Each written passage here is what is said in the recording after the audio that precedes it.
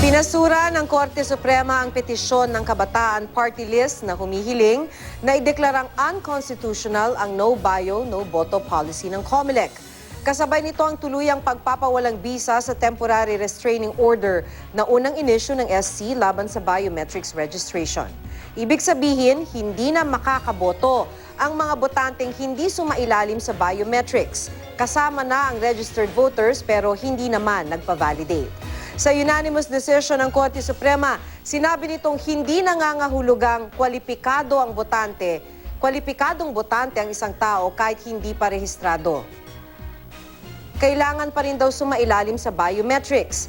Kinatigan din ng SC ang layunin ng COMELEC na linisin ang National Voter Registry sa pamamagitan ng biometrics. Malaki rin daw ang may tutulong nito para maiwasan ang pandaraya sa eleksyon.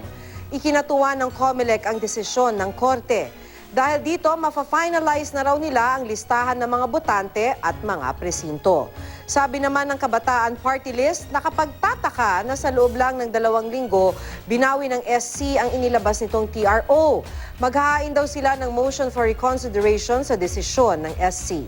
Samantala, pinagkokomento ng Korte Suprema si Senadora Grace Poe at ang Senate Electoral Tribunal kaugnay sa petition for certiorari na inihain ni Rizalito David.